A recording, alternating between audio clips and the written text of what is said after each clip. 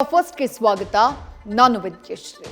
ಕಾಂಗ್ರೆಸ್ನಲ್ಲಿ ತಿಂಗಳಿನಿಂದ ಅದೇ ಕುರ್ಚಿ ಕಿತ್ತಾಟ.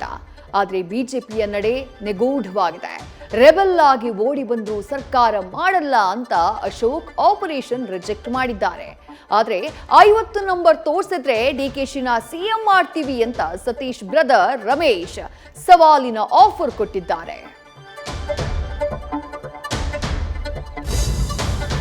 ಡಿಕೆ ಬಣದ 8 ಶಾಸಕರು ಮತ್ತೆ ಡೆಲ್ಲಿ ಆಟಕ್ಕಿಳಿದಿದ್ದಾರೆ. ಇತ್ತ ತಲೆ ಎಣಿಕೆಗೆ ಕೈ ಹಾಕ್ತಾ ಇರೋ ಡಿಕೆಶಿ ತಡರಾತ್ರಿ ಸಿದ್ದು ಆಪ್ತ ಜಾರ್ಜ್ ಭೇಟಿ ಮಾಡಿ ಕುರ್ಚಿ ಬಿಟ್ಟುಕೊಡೋಕೆ ಕರ್ಚೀಫ್ ಹಾಕಿದ್ದಾರೆ. ಇನ್ನು ಬೆಳಗ್ಗೆ ಪರಂ ಜೊತೆಗೆ ಚರ್ಚಿಸಿ ಶಿಡ್ಲಘಟ್ಟದಲ್ಲಿ ಸಿದ್ದು ಮತ್ತೆ ಪುನರ್ರಚನೆಯ ಅಸ್ತ್ರ ಬಿಟ್ರು. ಹೈಕಮಾಂಡ್ ಕಡೆ ಬೊಟ್ಟು ಮಾಡಿದ್ರು. ಮಂಗಳೂರಲ್ಲಿದ್ದಂಥ ಬಿಕೆ ಹರಿಪ್ರಸಾದ್ ನಡೆ ಕದನಕ್ಕೆ ಬಿಗ್ ಟ್ವಿಸ್ಟ್ ಕೊಟ್ಟಿದೆ. ರಾಹುಲ್ ಭೇಟಿ ಮಾಡಿ ಎಲ್ಲವೂ ಸುಭೀಕ್ಷಾ ಅಂತ ಯಾರಿಗೆ ಚೆಕ್ಮೇಟ್ ಇಟ್ರೋ ಗೊತ್ತಿಲ್ಲ. ನಾಳೆ ರಾಗ ಭೇಟಿ ಮಾಡುವ ಖರ್ಗೆ ಕುರುಕ್ಷೇತ್ರಕ್ಕೆ ಕ್ಲೈಮ್ಯಾಕ್ಸ್ ಅನ್ನ ಬರೆಯಲಿದ್ದಾರೆ. ಕುದುರೆ ವ್ಯಾಪಾರ ಆಗ್ತಾ ಇದೆ ಅಂತ ಹೇಳಿ ಬಿಜೆಪಿ ಆರೋಪಗಳ ಪಟ್ಟಿ ಮಾಡಿದೆ. 7,11,00,000 ರಾಬರಿ ಪ್ರಕರಣದಲ್ಲಿ ನವಗ್ರಹಗಳ ಬಂಧನವಾಗಿದೆ.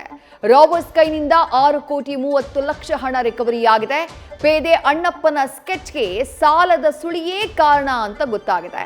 ಕೃತ್ಯಕ್ಕೆ ಬಳಸಿದ್ದ ಇನೋವಾ ಕಾರ್ನ GPS ಇಡೀ ಪ್ರಕರಣಕ್ಕೆ ತಿರುವನ್ನ ಕೊಟ್ಟಿದೆ.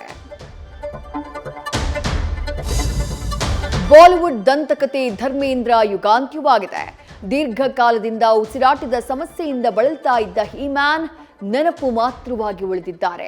ವೆಲೆಪಾರ್ಲೆ ಸ್ಮಶಾನದಲ್ಲಿ ಧರ್ಮೇಂದ್ರ ಅಂತ್ಯಕ್ರಿಯೆ ನಡೆಯಿತು. ಚಿತ್ರರಂಗ, ರಾಜಕೀಯ ಗಣ್ಯರು ಸೇರಿ ವೀರುವನ್ನ ಸ್ಮರಿಸಿದ್ರು. ನ್ಯೂಸ್ ಫಸ್ಟ್ ನಿರ್ಭೀತಿಯಿಂದ ನಿಮ್ಮ ಪರವಾಗಿ.